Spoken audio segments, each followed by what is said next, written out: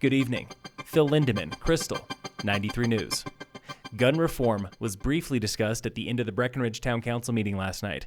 Councilman Dick Carlton with Mayor Eric Mamula. I believe it should be done on the national level. I would probably even support it on the state level. I think locally this is a tough issue. Yeah, I don't disagree, but I don't think anything's going to get done federally. Or, some stuff's getting done in the state, but Boulder's doing something. And I know Boulder's bigger than us, but that's never stopped us before. Council agreed to send this one to the town attorney for insight on what they legally can do. That will include a staff report with yays or nays from senior town staff.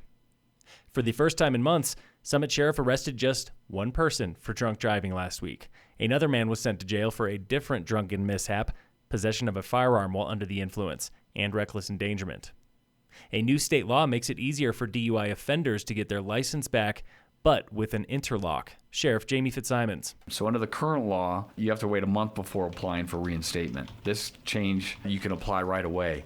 Fitzsimons supports this new law, saying it should help people keep their jobs and mobility after a DUI. Keystone might be just 1 year away from becoming the town of Keystone. Ken Riley, president of the Keystone Citizens League. A lot of our resources, our tax resources that we generate for Summit County, frankly, go to higher priorities, unincorporated Summit County requirements. And we see incorporation as an opportunity to take control of our own destiny. Riley says this is the right move for Keystone. Their year-round population has doubled in 25 years. As a town, they get to keep sales taxes for sidewalks, roads, and housing. County Manager Scott Vargo on the process of becoming a town. Ultimately, there'll be a vote of the residents within the sort of proposed boundary area, and if they vote yes to incorporate, then that will start the process to get councils elected and charters formed and all those sorts of things. The process takes at least a year, beginning as soon as July with a petition.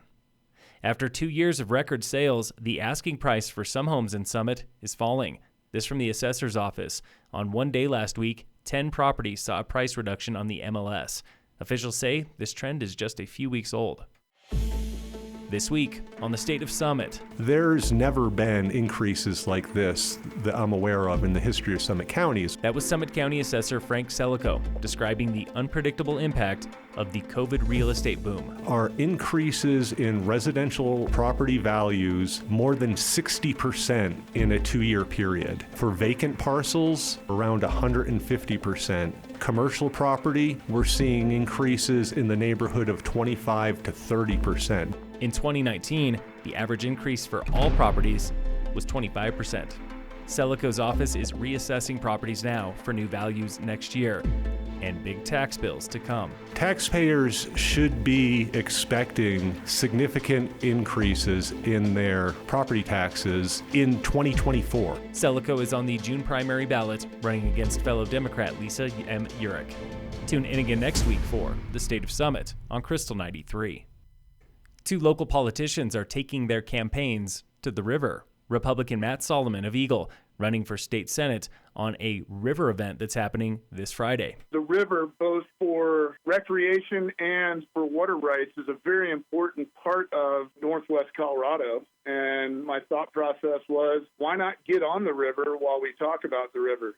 Solomon will be your river guide for the day, joined by fellow Republican David Buckley running for State House. This is a fundraising trip. Learn more on the candidates' websites.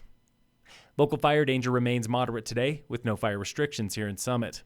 In sports, Game 1 of the Stanley Cup Finals is tonight at 6 when the Avalanche take on the Lightning. The Rockies face the Guardians at 6:40. And in local sports, brought to you by Red Mountain Autos at their new location on Airport Road. Leaving the start line in just 30 minutes are trail runners racing in the Summit Trail Running Series. That start line is at the B&B Trailhead in Breck.